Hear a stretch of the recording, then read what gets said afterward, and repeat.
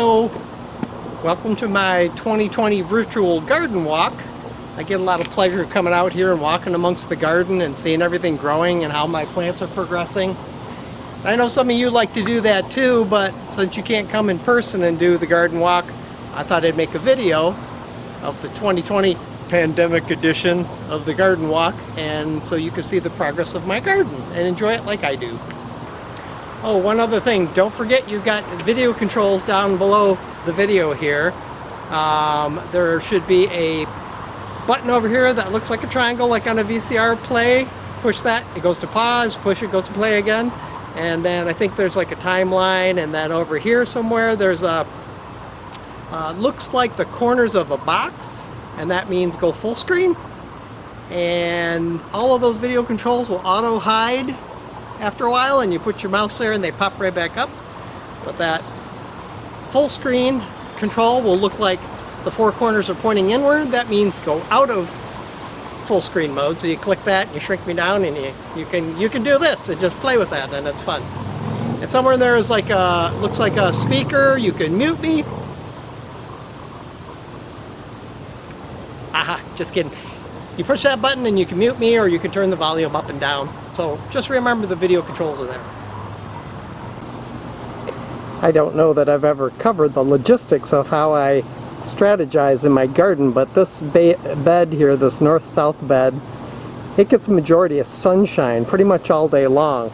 There's a little bit of shading in the morning and the evening, but it gets the most amount of sun, so all the sun-loving plants need to go here, and they're the ones that I value the most. Pickling cucumbers, obviously I need to have my pickles. And tomatoes, of course. That's what everybody values in a home garden, is the tomatoes. Can't get that taste anywhere else. And then in this lower bed here, I always grow my peppers. That's probably the third thing I want to get out of my garden, is a nice supply of peppers. This year I had to grow from seed because going to the nursery was pretty much off limits. And I don't usually have good success growing from seed, but I'm learning, and I have a strategy for next year. But my lovely wife, the beautiful Kathy, she went to a site we like to go to called M.I. Gardener, and she purchased some of these in lieu of going to the nursery. Zucchini squash, so there's a yellow one. Blush pea, a pickling cucumber, and a golden California wonder pepper. And then she also got from Burpee this nice set. It's a 4th of July tomato, a steakhouse hybrid, super sauce hybrid. I'm really excited about this one because it's supposed to grow 4 to 5 pound fruits. And then the shimmer, you can see it has kind of a variegated yellow and red, so that's kind of exciting too. And then my family goes nuts over yellow salsa, so of course I had to grow some yellow tomatoes as well. And then my brother sent me a package of basil seed in the mail, which I planted in this little cottage cheese bowl. And it's kind of slow going on this. There was some damage, I don't know if it's sun damage or what it is, but in a little pot like this, it's hard to keep it moist consistently. But I pay a lot of attention to it, and if I leave it out in the sun too long, it wilts, but I don't think I was giving it quite enough sun, and all this new tall growth is because he's been getting a lot of sunshine. As soon as I get some cooler weather, like today, tomorrow, the next day, I think these are going in the ground. And then my sister gifted me these sweet, not sweet banana peppers. And yeah, they have a little bit of heat, but I rather enjoy them. I put some into my fermented pickles. We'll see how hot that gets. So on with the tour here. The blush peas, as you can see, these went right into the ground fairly early, and they are, gosh, I don't know, 6 feet tall. I think they're slowing down production right now, but we got a number of servings. We've had it as a side dish a couple of times, and some have gone into salads, which that's a nice crunchy addition to a salad. They have these beautiful purple blossoms, which are really cool. Let's see if I can, there's a couple of them right here. You can't autofocus on them very easy. There we go. Aren't they pretty? I'm trying to find a pea with a blush on it to show you, but seems like this time of the season. Some of them came in just green anyway, but quite a few had a nice purple blush on them. Interestingly, when you cook that, the blush disappears and you just have a green pea. Who knew? I had to step up my technology here a little bit this year. I built this little chicken wire cage around the bottom because the bunnies love coming around and chewing off the bottom of my pea vines.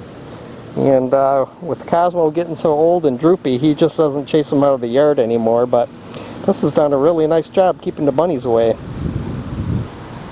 It was also really nice that it keeps the cucumbers at bay too, because now I have this nice little pathway so I can go behind my trellis and do my harvesting. Pickling cucumbers, of course. I don't know what kind of variety this is, but it doesn't seem to want to go up. I have to do quite a lot of training with wire that I get the vines to go vertical instead of sideways. There's a little guy coming on. He's going to be in quart number 9. Quart number 8, I got those pickles inside, ready to go. So both of those were started from seed from the M.I. Gardener, as well as these right here. These pepper plants are the Golden California Wonder, and boy, they got a lot of foliage. And if I pull this back a little bit, you can see some blossoms underneath, but I don't really see any signs of peppers yet. They seem to be a little slow. And then starting with the Burpee package, this is that Steakhouse tomato plant. I always put my Steakhouse here, I put one here, and I put a couple over in that other bed over there, whatever I have room for. Of course, they don't do quite as well as the ones here. This guy's quite a lot larger than those. And then the Super Sauce, this entire bed from here to there, I usually put 4 plants in, and I'm greedy this year. I put 6 in there. It's going to be a wall of tomato. It's going to be a jungle. Probably have a heck of a time harvesting out of that. But these Super Sauce, this guy looks pretty healthy. As does this one. You know, they started out fairly weak, but you know what? I guess they're all looking pretty good. He's a little on the smaller side for some reason. I guess he gets a little shade from that guy, so maybe that's why. Can you see how his trunk is all twisted? This one and the next one, they got kind of flopsy, and I had to pull them up and kind of encouraged them to go straight, but they started off with a very crooked life.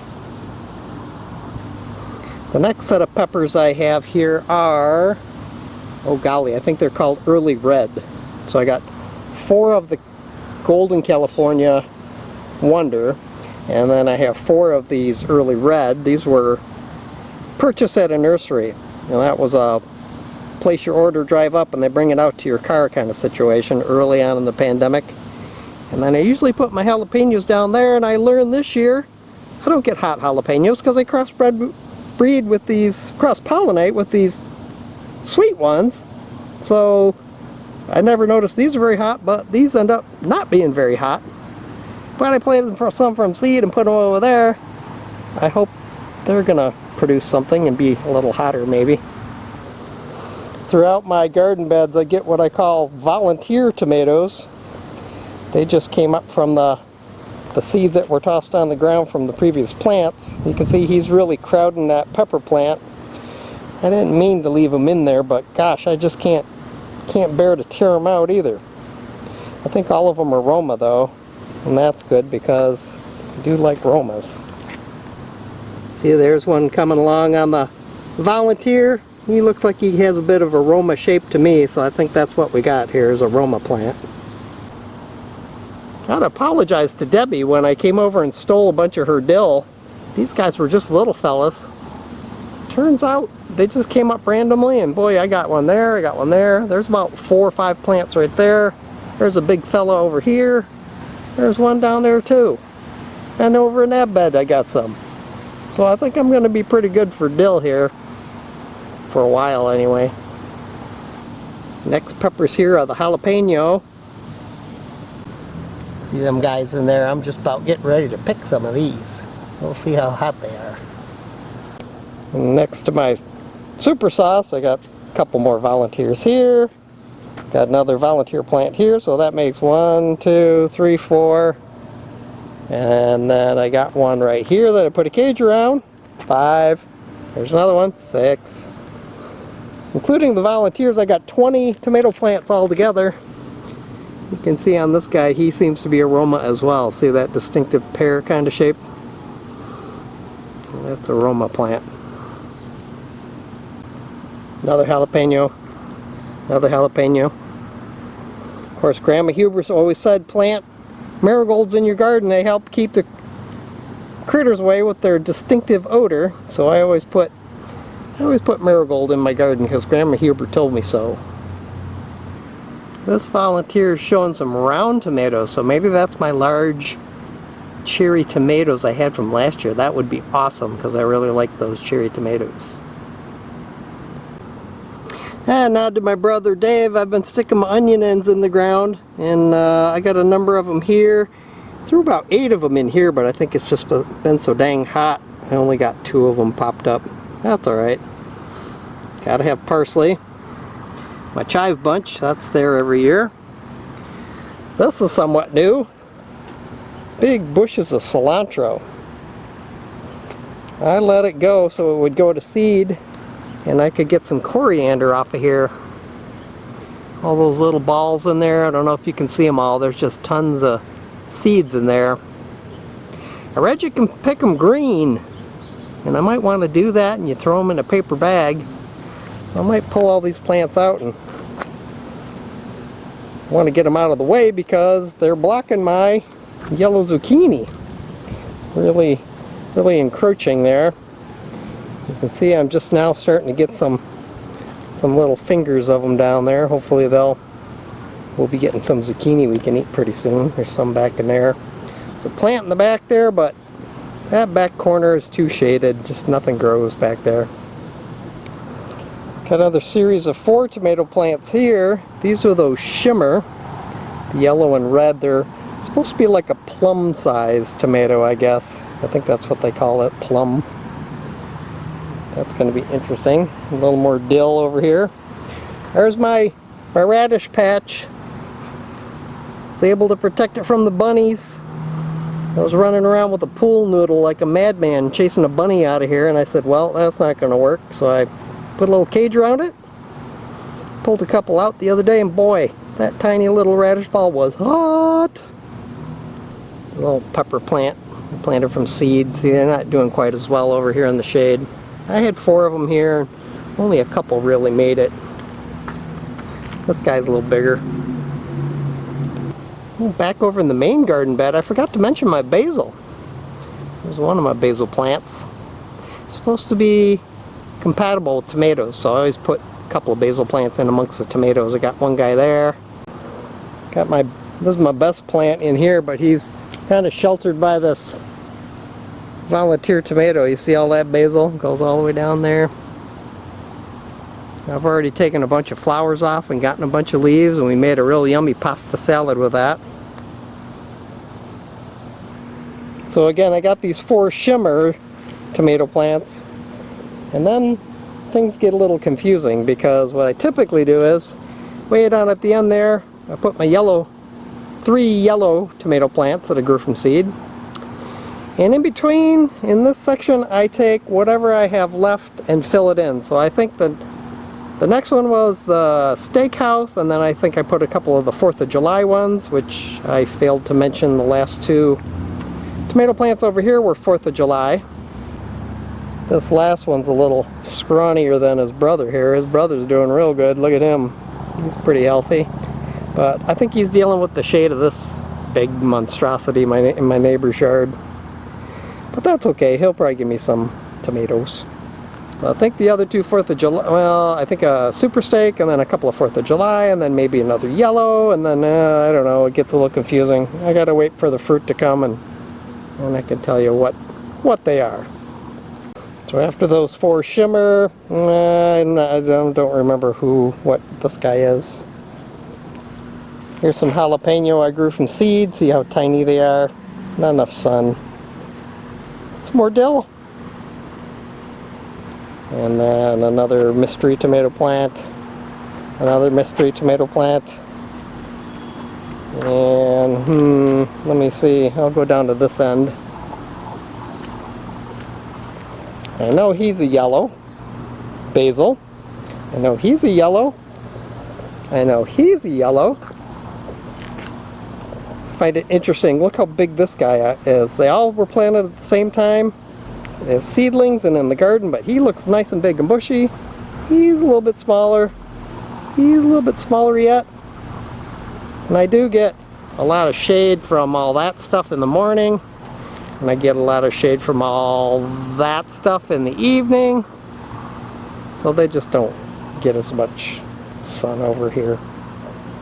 So I think the next one is a super steak. Marigold. Marigold. Maybe a couple 4th of July, I'm guessing. But then there's two mystery ones here.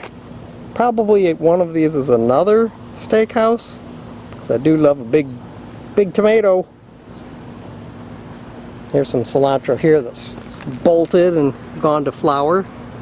The bees love these. It helps draw pollinators to my garden. And there's little no-see-ums that swarm around them all the time. And then last but certainly not least is the big old rhubarb patch. That's some kind of bug of some kinds in here eating on the leaves. I've been doing some research and I've sprayed a couple of organically friendly, human friendly bug killer type stuff. It's all, I don't know, rosemary oils or that kind of thing. I don't like to spray pesticides in my garden. They're getting chewed up pretty good this year. It doesn't usually happen.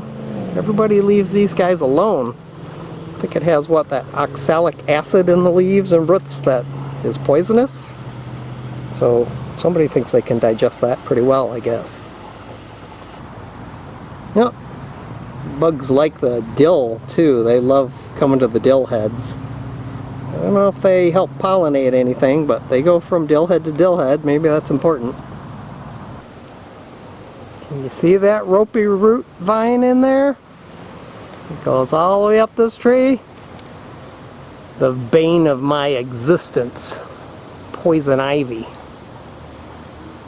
That's one big old vine in there, and I guess I come in here and cut on it and get infected every year. This is most of it that I can see is from here and there and that. See those little balls on there? I don't know what's growing on it, but I wish it would kill it. There's even some, I've heard of the white berries. There's some berries on it right there. Oh, lost my focus. But it's, all of these darker leaves you can see are basically poison ivy. And I would come in here and spray it. But just imagine if you spray all that stuff where it falls. Right on my zucchini. Thought about putting an umbrella over the top of that and then spray it, but every time I get a ladder out, my wife gets nervous, so I'll just leave it for the fall.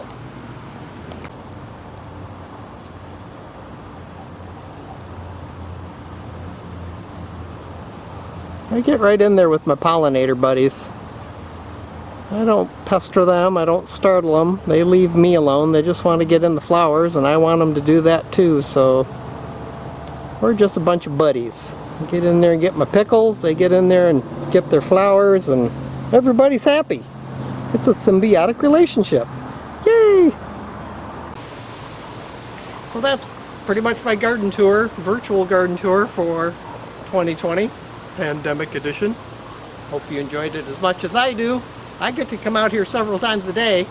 You can rewatch this video as much as you want, so I guess it's good for you too. Thanks. See you later.